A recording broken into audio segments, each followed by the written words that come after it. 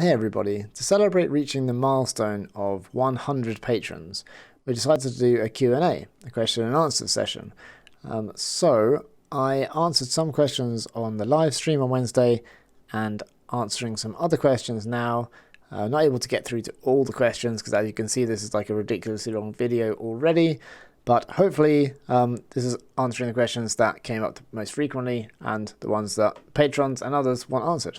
So, first question we received was, what's the deadline for submitting questions? The deadline was earlier today, so I hope you got other questions in as well as that one. Who is involved in Felix Ultimate Productions? I think you mentioned this in Discord, that Noah helps out with the live stream clips and posting, but I'm curious as to the whole structure of this enterprise.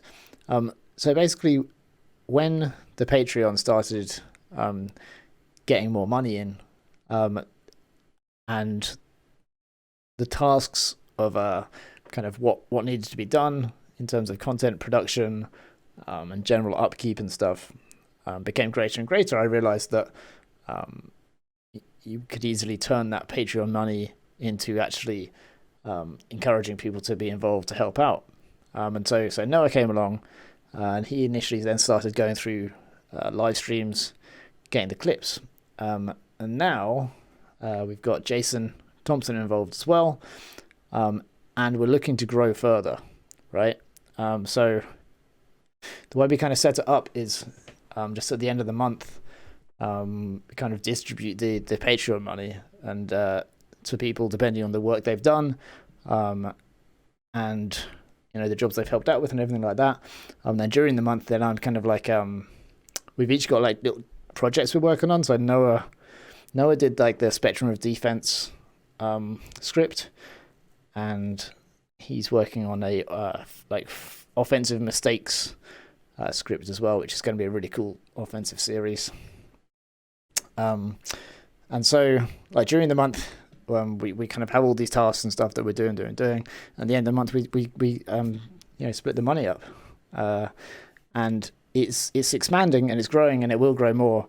And so we're looking to get more and more people involved to be, to get the Felix Ultimate team bigger, basically, because like there's still like too much to do. There are so many ideas for videos. This would be cool to do. This would be cool to do. Like making the website easier to navigate, having some like the more advanced content on the $25 tier, maybe rewriting it, reworking it, people writing articles, and their own projects and stuff. There's loads of really cool stuff and just not enough time, let alone clipping the live stream still takes a long time, and lots of good stuff can be done with that. So that's kind of like how it's set up and how it works. And there's, like I said, there's just always more work to do, and more that can be done with the content that we have. And it's very, very exciting because I see Hex and Flex as growing more and more as time goes on, and more players being interested in learning more about the strategies. So coming to fitsultimate.com, getting all the free stuff that's there, and if they're more interested, then getting the training stuff, and that feed money into the system. And then if we can then get more people involved, then it adds more value for those patrons. So I see it as like I'm kind of, a lot of the work I do now is kind of connecting pipes. We've got the income here and we've got the time here, and I'm trying to get more people involved, give them give them responsibilities and roles and tasks, and just plug the things into each other. So then it's all becomes a system that is kind of like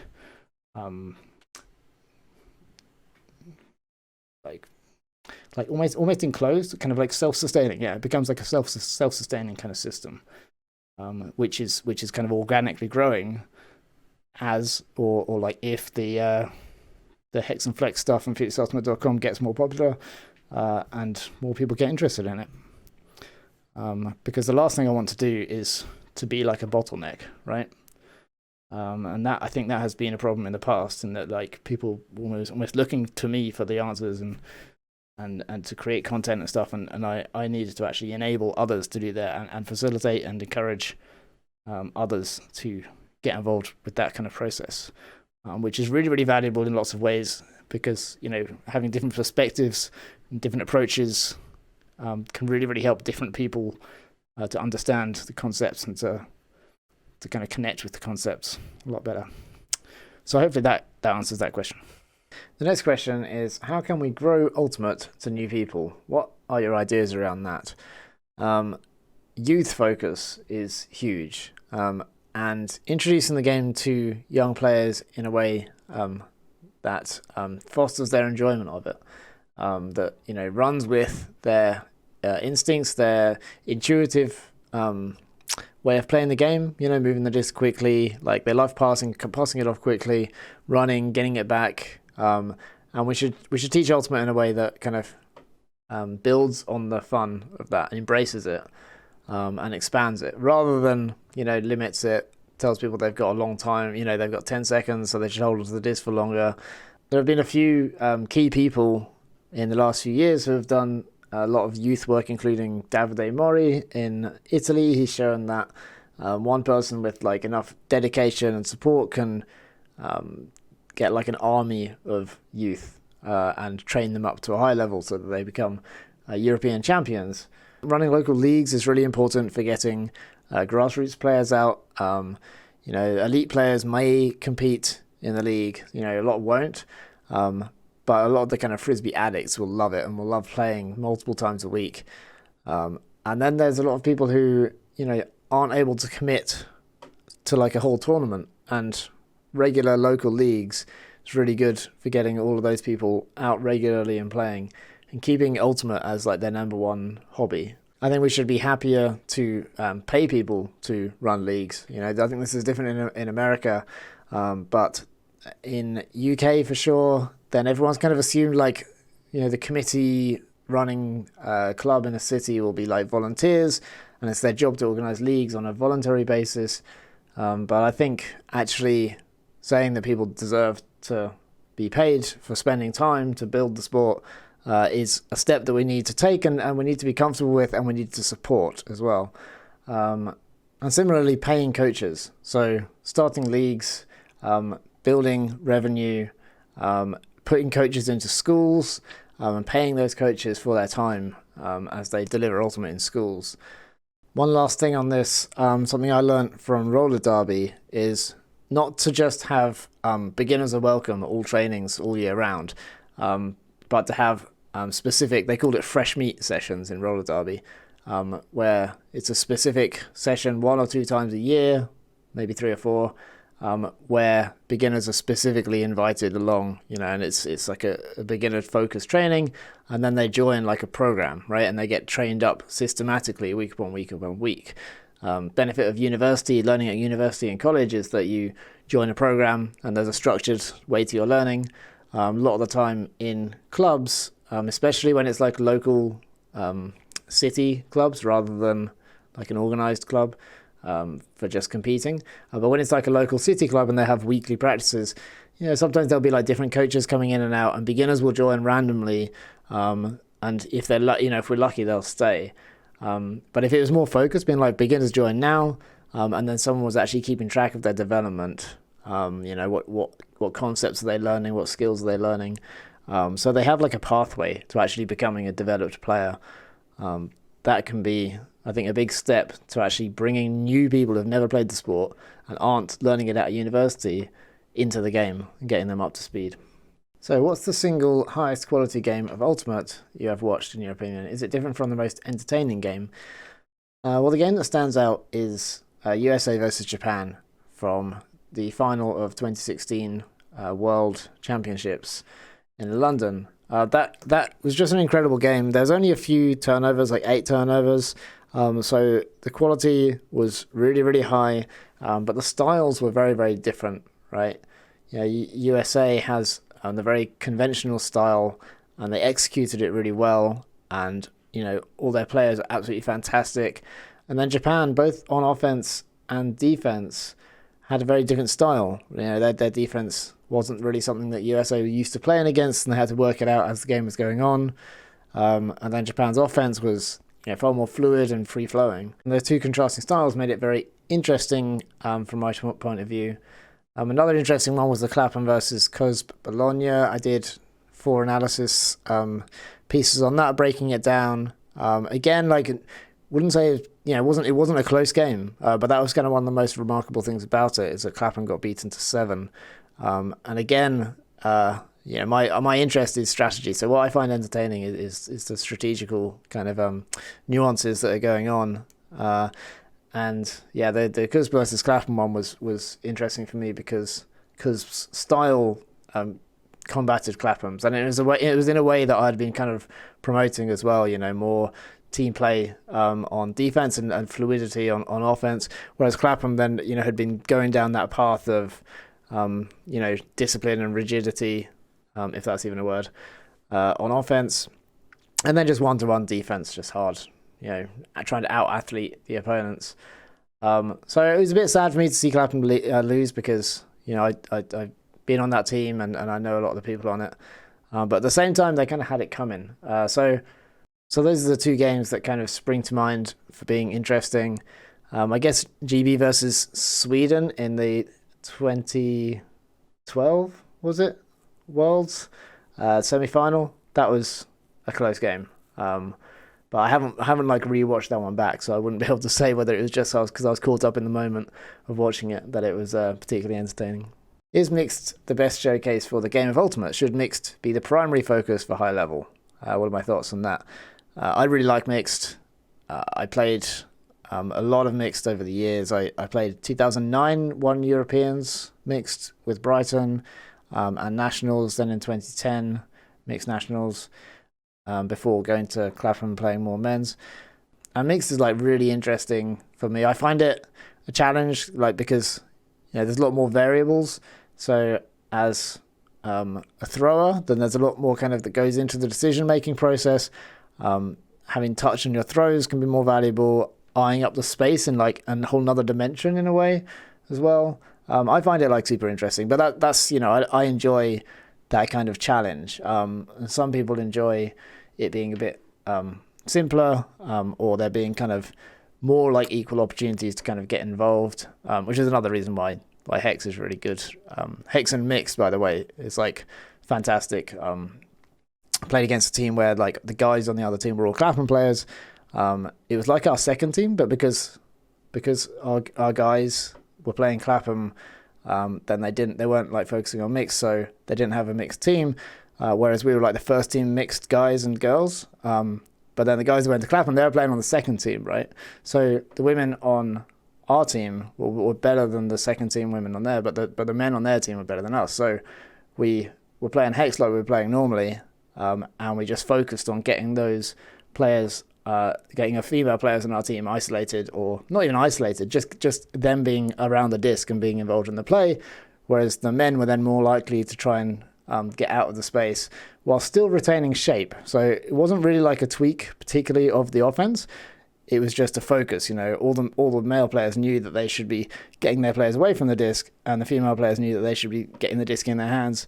And every time a Clapham player tried to poach off us, we're able to immediately punish it. You either get the disc in our hands immediately and then throw and go with no mark on, or throw deep, or we were able to get the pass in just one pass. It would go one pass and then straight to the person that was poached. So every time they poached, got punished quickly. They got super frustrated.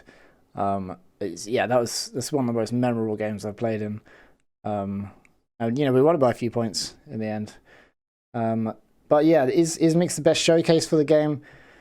Well, not many sports work really well with mixed. Ultimate, I think, works better than most in mixed, which is, a good thing that we should hold up and show to the world. By showcasing it, we inspire players from both genders to get involved. If we're making a video to try and get loads of new players in, then I think, having mixed is better. And if people have an opinion mixed isn't as competitive, then the ball's in their court to kind of see whether that's true or not, and to do their research and you can play wherever you want to play. But if we're going to like showcase like one game, everyone in the world is going to see one game, then probably mixed is like going to be like the best choice for that. What are your thoughts on Ultimate and the Olympics? Is getting into the Olympics a useful goal? Is the community ready for the Olympics? I can remember when I was teaching in schools and I was saying, it's possible that Ultimate will be in the 2028 Olympics. And that was when people I was teaching were going to be turning like 24, 25 maybe. And so like they got really enthusiastic about that. The ones that loved Ultimate were like, right, I've decided I'm going to compete in the Olympics in Ultimate Frisbee in 2028.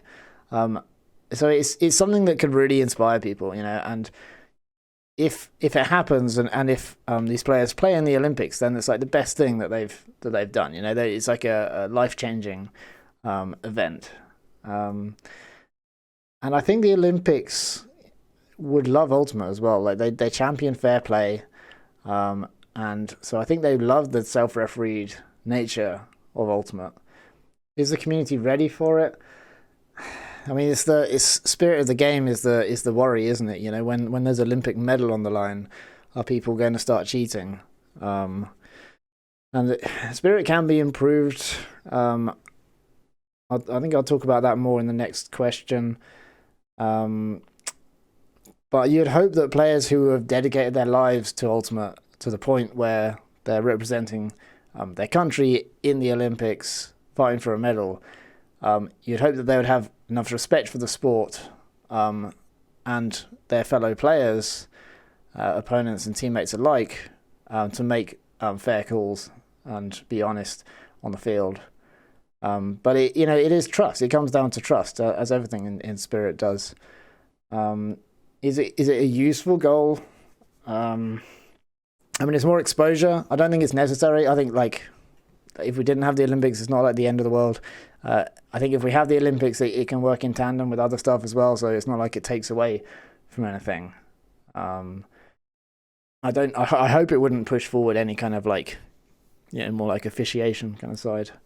But I think it's a good thing. I think it would be great to have Ultimate in the Olympics. Okay, are there any aspects of spirit of the game that you disagree with or think could be improved? Something that bugs me is the readiness with which people send the disc back. Like sending the disc back shouldn't be as common as it is, right? Like that kind of means that the players kind of agree to disagree, which will happen occasionally, and I'm glad that it can be done amicably, but it's just too frequent for me. Like I would much rather see people make calls and retract them. Like how often do calls get retracted? Yeah, a fair amount, but like I want to see more calls being retracted than the disc is being sent back, than being contested. There's also been times over the years when like trick plays have been considered to be poorly spirited, which has kind of bugged me. Like if the disc is in the end zone and I walk up to it and like put my feet on the end zone line and then like reach into the end zone and pick it up and throw from there, before actually like picking the disc up, walking back to the end zone line, turning around, letting them check it in, which you don't need to do. But if I did the thing where I was like, leaning forward or lying on the floor or whatever and throwing it, something unexpected, then the idea was that was bad spirit, because it was like outside of the norms.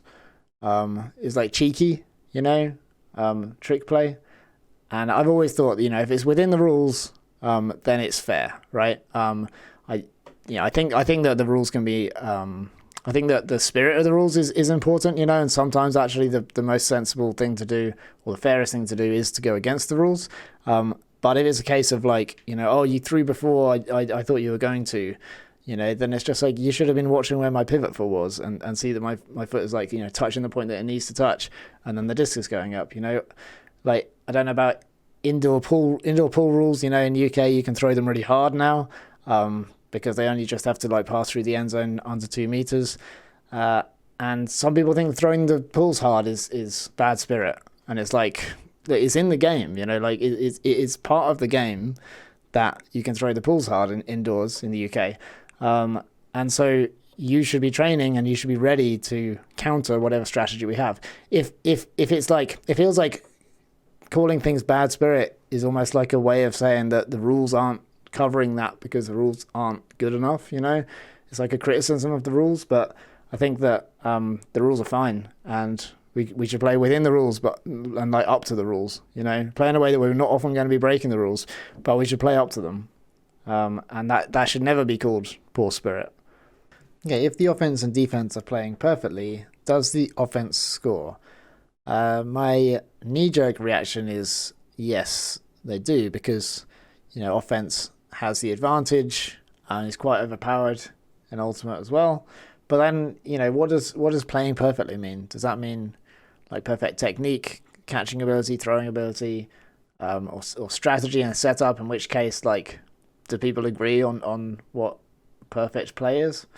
Well, if the offense are playing a really, really bad strategy and the defense are playing a perfect and wise strategy, then maybe that swings the favor. But then it's like, well, what does perfectly mean? The philosopher in me comes out with that, because if you can make a perfect throw, then you can always throw to a receiver so the defender can't get it, providing they're equally matched, right? Because they can't be in the same location. The offense has the initiative, so you can just lead the receiver, even if it's with like a blade.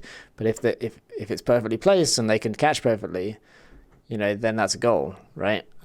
But yeah, I think offense do score, because whatever your definition of perfect is applies to both offense and defense. And offense will always have the initiative. They'll always have control over the object, the frisbee in this case. But then, if you think about soccer, then the goal is like really small. They're not expected to score. But in Ultimate Frisbee, the end zone is absolutely huge. The amount of space that you have to kind of catch a pass is really, really big. I mean, think about golf for the other end of the spectrum. So I think scoring is much easier in Ultimate than it is in football, and so therefore the advantage that offense has can more easily be carried through to result in a goal. From what other sport can you draw the most similarities to by comparing its strategy to Ultimate strategy?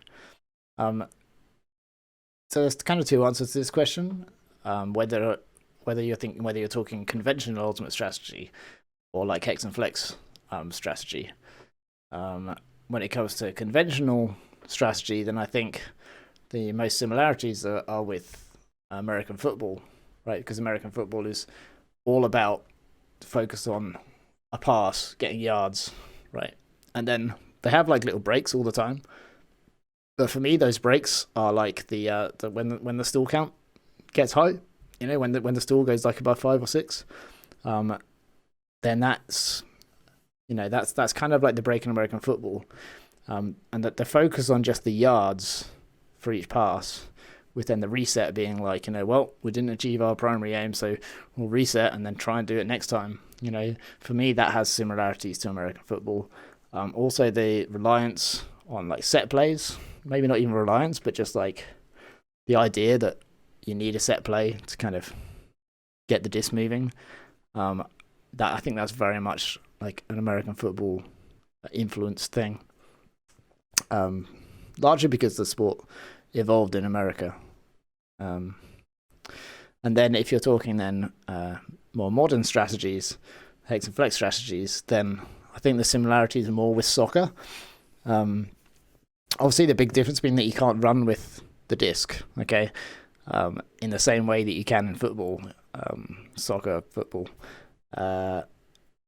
You can obviously run with it. You might get tackled, you might not.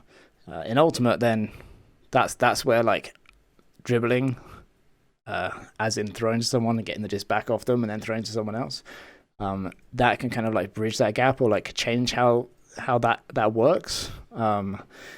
But in order for it to work in that kind of way, you need the whole system around it. So you need the spread players, and you need everybody giving the disc back and taking the open pass and being able to dribble themselves. Because if the defense overcommits to stop a dribble, then the player with the disc should be able to dribble in a different direction, right? If they stop the dribbler when they don't have the disc.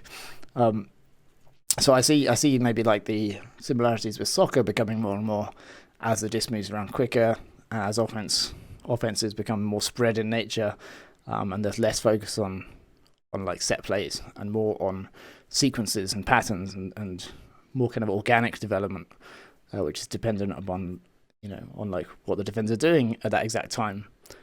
rather than having a massive playbook, right, where you can just run different plays to try and beat the defense by doing something kind of unexpected but something planned, in a way that can still be a bit predictable. Whereas if you're able to kind of do it more like in soccer, where they read the field and make the play based on where the defenders are, I think that'll be more future proof in a way, more of a solid approach. So yeah, conventional, more similar to American football, I'd say, and Hex and Flex type stuff more similar to soccer or regular football, non-American football. What are some ways that the filming and production of Ultimate broadcasts could be improved? I still see footage where you don't have all 14 players on camera one. Right, camera one should have all 14 players on the field visible, right? Because any player could be thrown to at any time, or any player could be making a particular move or a cut or whatever that influences the entire field. And I think in Ultimate, you really need to kind of see all that going on. Old school footage just had people focusing on the thrower because you normally focus on the object. And most are learning now. Ulti World's got pretty good guidelines for that. And fancy. I'm normally camera one, and I'm either filming it or I'm telling people to get everybody in shot. But that's more general. We should be doing that all the time. In terms of something that could be really added, I think discussions. I think discussions are actually a really interesting part of the game, and I don't like the approach of the AUDL to try and minimize the discussions, take them out, have someone just make a decision. I think that kind of goes against.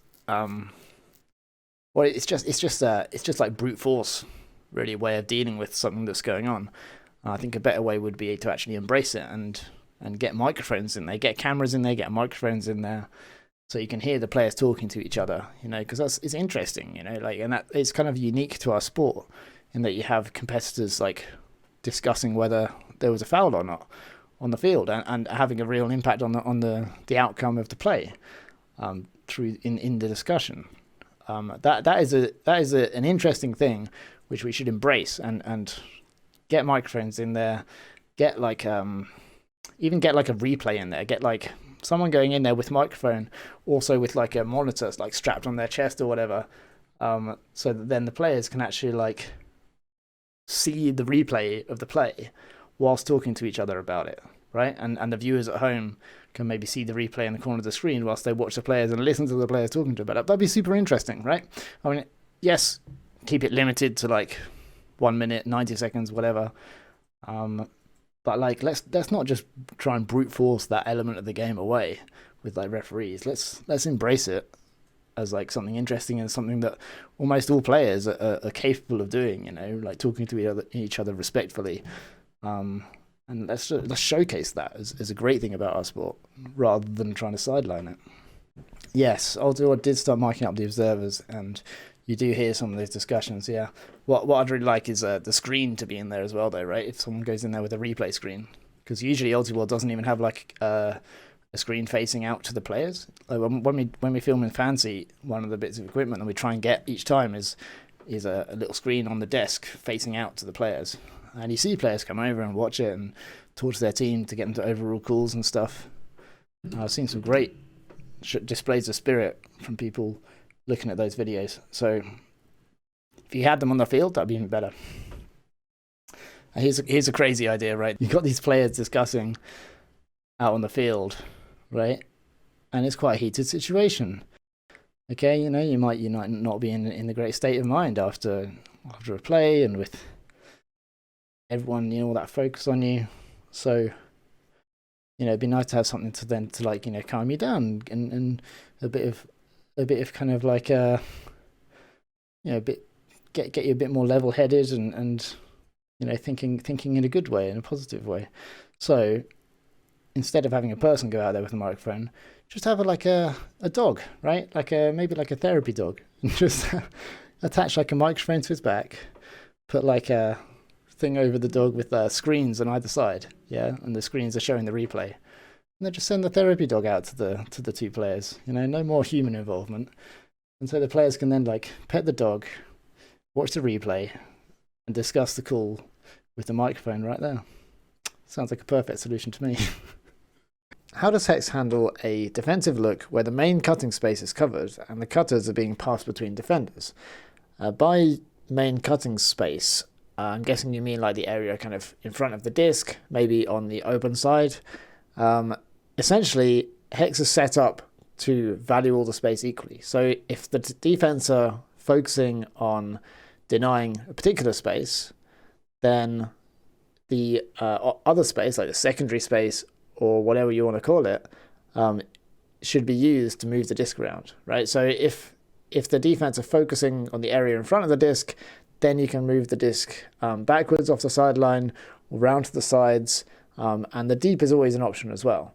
Now, in most offenses, you know, that's always kind of like an option, but it's definitely like a secondary option. In Hex, because everyone's spread out evenly, then the offense doesn't really care about which space they use. You know, they're set up to use each space equally. So as soon as the defense focus in one area, the offense are ready to attack in the other area. They don't have to try and like attack super hard to win that one battle in that one area that the defense worried about. They can just change the battlefield. And it might mean more passes are strung together, but they're also very high percentage passes because usually they're quite short with little pressure comparatively to like the offenses where you're trying to fight to get into that space. Cutters being passed between defenders, switching is always great on defense, but it's not easy. So, you know, in Hex, there aren't prescribed places that people run, no patterns. You don't have to run directly to certain points. And, you know, as we mentioned before, there's no like specific space that people are looking to run into. So passing players between themselves on defense is very, like, it's not easy to do. There will be mistakes. Players will be getting free whilst that's happening. Unless the defense are just better than you, like way better than you. If they're like 140% better than you, then, you know, they'll be able to cover all the space or cover the main space whilst pressuring the other space, and they'll be able to switch to cover all your movement as well. If a team's that much better than you, they're gonna beat you. But if you're equally matched, then it's difficult for the defense to pass players between themselves without there being like significant holes opening up. And focusing on stopping the main cutting space will open up lots of other options that the offense is already set up to take advantage of. The use of the phrase main cutting space indicates that there's kind of like a concept misunderstanding going on because Hex views space on the field in a very different way to conventional offenses. Conventional offenses have like the dead space where the players hang out, and then the active space or the cutting space where, you know, you're looking to get the disc into or work the disc in. Whereas with Hex, everyone's completely evenly spread out. So all of the field, you know, relative to like the disc, is considered to either to be space. You could call it space, but it's kind of occupied at the same time, right? So like the whole of the field is considered in a state which is in between space and not space. You know, it's like a fluid dynamic thing. Whereas, you know, with conventional offenses, where phrases like main cutting space apply more, they have already subdivided the field. There's no division or preference in Hex beyond like the equilateral triangles forming the hexagon as a basic kind of underlying structure, and then the movement decision tree, the Hex movement decision tree, the decisions that you know you take in that. Beyond that, yeah, there's no like any preference to then particular space, particular way you want to move the disc, or particular looks you want to give. That's like down to a team. That's like a team decision, like a tactical decision. Hex is more like a very base strategy of like, here's how you distribute your players evenly, and then you see what the defense does, and you're already set up to react to that. And just a note for people who are going to be explaining Hex and teaching Hex to players, a question like this indicates that the person asking it is going to have a follow-up question, because it indicates that there's a misunderstanding of like the basic concepts. Now, I've tried my best with videos and stuff to kind of explain the basic things, but not everybody watches videos. You know, that's not how a lot of people learn. if they did, then I think if someone watched all the videos explaining, then this question would have different phrasing to at least. But you will face questions from people who just you're the one explaining it to them, right?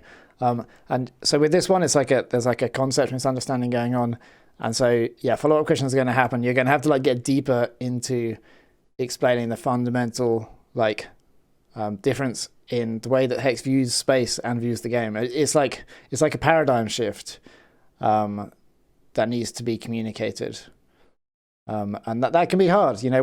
When players are used to conventional ultimate, and there's significant fundamental difference with Hex, and that's where these kind of questions kind of come from. Is that kind of fundamental misunderstanding and difficulty with seeing the paradigm shift, and how like the old concepts don't necessarily apply to the way that you talk about a Hex offense. Do you think Hex or Flex can be successfully introduced to rec league teams?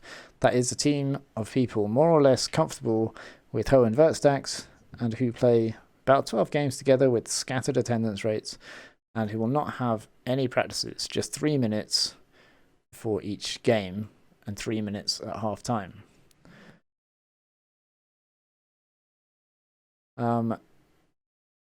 Yes, I do think that you can play Hex and Flex successfully when you have very limited amount of time with people, and I think that because I have experience with it. I played a hat tournament called Duffer Hat, and it's a few years ago. I turned up, and maybe one other person on the team had heard of Hex, but none of us knew each other. None of us had played together at all, and similar to like this kind of situation we had. Just like 20 minutes maybe before the first game, and I think it was when we even huddled up, and our kind of designated captain said, right, who are the handlers? Put your hands up. Who are the cutters? Put your hands up. Who are the primary cutters? Who are the secondary cutters? Put your hands up. Put your hands up.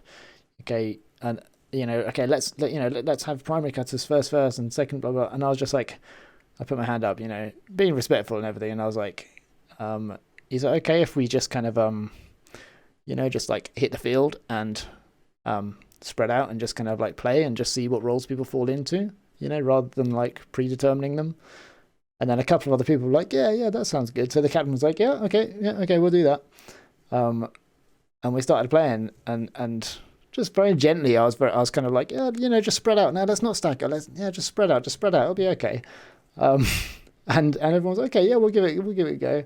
Like I say, I didn't sit down and draw stuff out and go into detail. I was literally just like, don't have any preconceptions about your roles and spread out a little bit. We'll have some fun. And we started playing Hex like pretty smoothly. A few players already had quite good give go moves. The whole system kind of supported that. Gradually, then people kind of came out of their habit of making a stack, and then they'd be like, oh, what do I do now, though? So, oh, you can just hang out at the back, like, oh, but I'm not a handler. And it's like, it doesn't matter. You know how to catch and throw, right? So just hang out at the back. If you're free, you'll get the disc. If you're not, then run wherever you want, And yeah, it was like a 2-day tournament.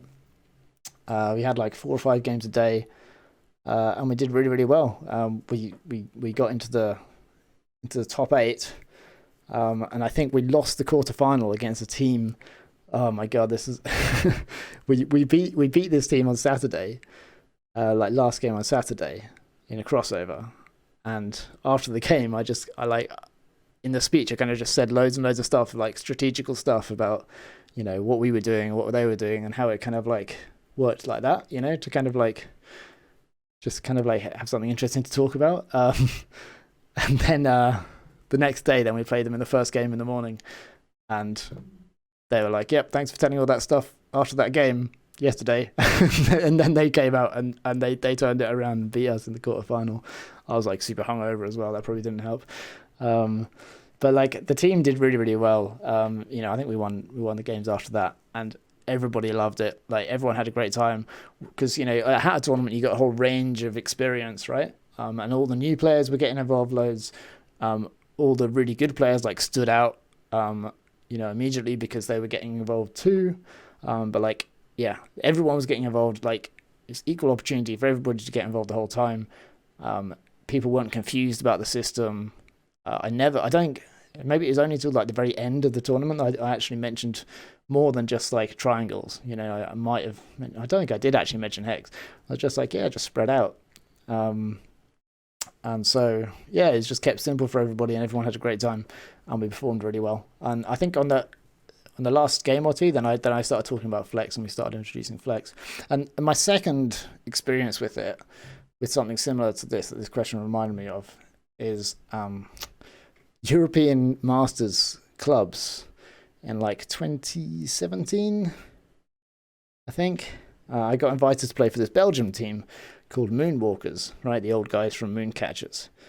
And they decided that I was in charge of strategy. And like I say, we had like, it's similar to this. We had like just a few minutes before the first game, and I explained the basics of flex, right? Flex defense, like about switching, communication, about surrounding, those kind of basics. And we just went into that first game, and we started surrounding their stack, and then we started disguising it as well.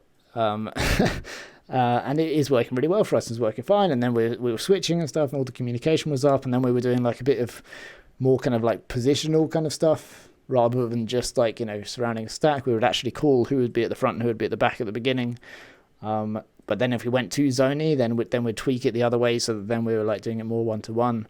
And they all got it. And it's defense there, right? It's easy to experiment more on defense. And we did really, really well. We got into like the top 4, or maybe into the quarters by the third day. And then on that third day, then people were like, "Hey Felix, like you've been talking a lot about defense, but what about offense?" And I'm like, "Yeah, we could try hex offense." And they're like, "Yeah, sure. It sounds good. Let's give it a go." Just taught people the basic shape, and then said, the simple principles are just take the open pass and look to get the disc back, and try and keep the disc moving. And everyone was like, "Oh, we love playing like that anyway. Let's just do that." And we then won our quarterfinal playing that. I think we dominated the last game in our group playing that, which is a really good kind of way to kind of break into hex, is to actually play it then against bad defense, because then it's like, oh yeah, right. This is how it works, like if we're allowed to do stuff. And then you bring in the harder defense, and it's like, okay, right, now we're under pressure, so now we have to be a bit smarter about our decisions, and we have to like commit to the right things and not let the defense kind of pressure us into making like poor moves. And we won our quarterfinal, and then we lost the semi, and then we won the 3v4. And it was against a team that we'd lost earlier in the tournament. We'd lost them early in the tournament. And then we came out with hex, and everyone was just totally bought in, and running hex every single point. And then we beat that team in the 3v4 and got bronze medals for the European Masters Club Championships.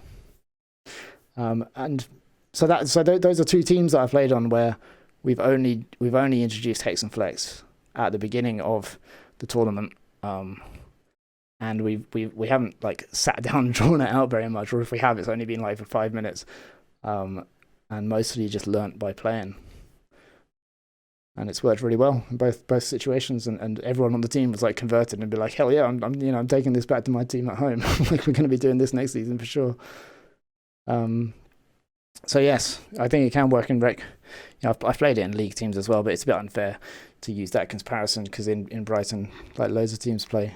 Almost all the teams kind of like know Hex and Flex, and most of them play it.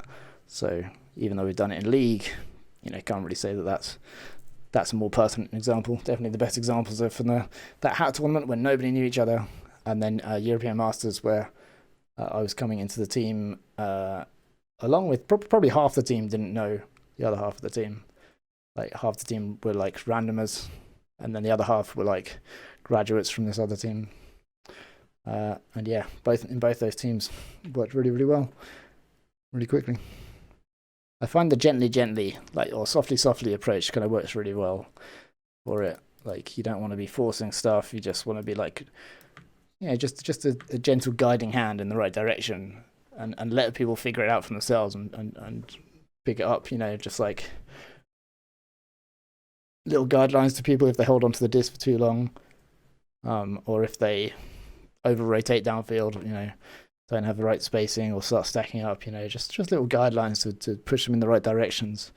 And then it kind of starts writing itself. That's kind of the beauty of it. It writes itself after a while.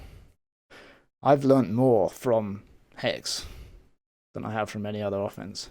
What's the most rewarding, enjoyable part of the work you do in Ultimate right now?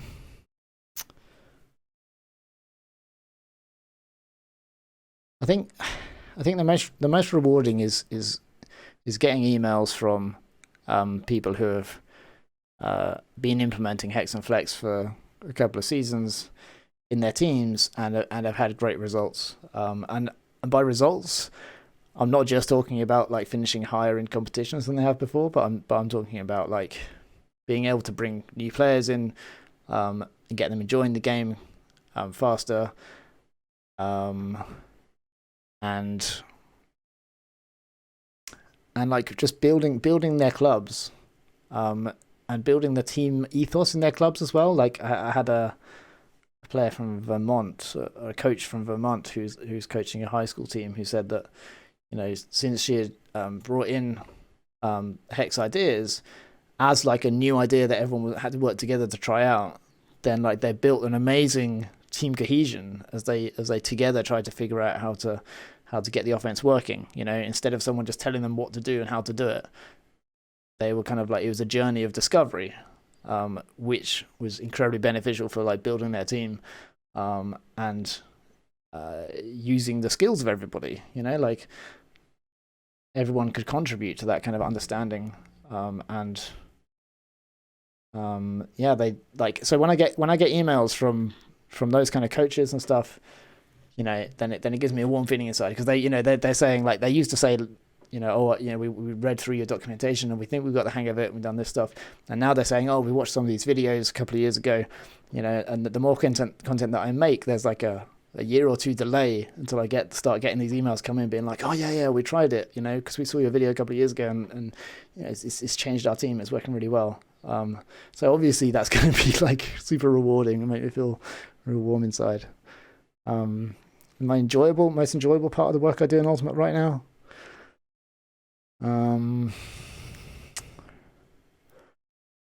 there's a lot of like, most all the work I do is relatively enjoyable. I've been really enjoying recently making animations, so having like a ultimate pitch map on the bottom of the screen, having dots and dashes, dots for offense and the dashes for defense, and having like 7-on-7 start and go, and then like the dots stack up and the dashes surround, and then they cut, and you have like little communication, like speech bubbles and stuff, for what people say at different times, or what they should say, if they're doing communication. So this is me like building the communication video that's going to be on Patreon as the next part of the Flex Defense series. And also working on like Noah's offensive mistakes video, doing the animations for that. I mean, that's just what I was kind of doing this morning, and that was really good fun. So it's hard to kind of like, hard to say what the most enjoyable part of the work I do in Ultimate right now is, because I do enjoy a lot of it. I'm very lucky in that regard, and I want more people to join, as I said earlier, get involved, because there are people that want to see the content and want it to grow, and we can just connect the different tubes. If you've got lots of time and enthusiasm and interest, then you can get paid basically, and have a creative outlet. I definitely used to enjoy going to tournaments though, and like filming and hanging out with the Ulti TV crew. That was super nice, but time will come again. I'm enjoying what we have. I'm enjoying what I have at the moment, making the most of it. Right, if restrictions, film and time, etc. were a non-factor, what Ulti video would you want to make? I'd really love to see a video which encompasses the joy of play, right? And so that means for me it's like 2 or 3 different things. And one is like spirit of the game. One is having an epic athletic play with someone where it's really, really close, whether it's a foul or not, landing standing up and then being able to have like a rational, logical discussion with them about what we both experienced and what we think actually happened and whether that's a foul by the rules, right? I mean, it sounds pretty boring when I talk about it like that, but like having a video which can convey the awesome athleticism of Ultimate and the mutual respect between players that you experience on the field would just be like amazing. Having a video that encapsulated those things. The third thing I'd like to add in is the like the joy of playing like smooth offense, right? Or like getting like a predictive layout D or something like that, you know. But you know, really like having that. If there's like something that shows like really nice flow, super athletic play, and a spirited discussion between two athletes respecting each other, like for me that could be like an amazing way of like bringing new players into the sport. Just like showing them this video, you know, and just being like, look, you know, you could be playing this, you know, you could play this tomorrow. That is the video that I kind of want to exist, because there are a lot of videos out there which, you know, do that in different ways, but there isn't like a concise one which just has those key elements, just bam bam bam, here they all are, and actually makes me feel in the same way that like playing Ultimate made me feel like for the first year, in terms of like, you know, the amazing like athletic stuff that I was able to do, and then the conversations that I was having with people. Then the appreciation of like, you know, flowing Ultimate came later on. Yeah, but at the beginning, just like running down a huck, you know, having the disc flying over your head, timing a jump, going up, catching it over somebody. Yeah, like I love to have a video that incorporates and expresses like what you feel when that happens. And I think, you know, with technology you need, you know, you want like a camera strapped to your forehead to kind of record that all happening, combined with, you know, 50 FPS slow motion type things, and yeah, all those kind of things. If somebody put together that video that was like, you know, 3 minutes or less, and then you could just that could then go viral, and it could be awesome. Thank you everybody for watching, and a huge shout out to the 100+ patrons that you'll see at the end of this video. Sign up patreon.com/FelixUltimate. There'll be plenty more content coming in the future, and hope you enjoyed this video, and I'll see you again soon.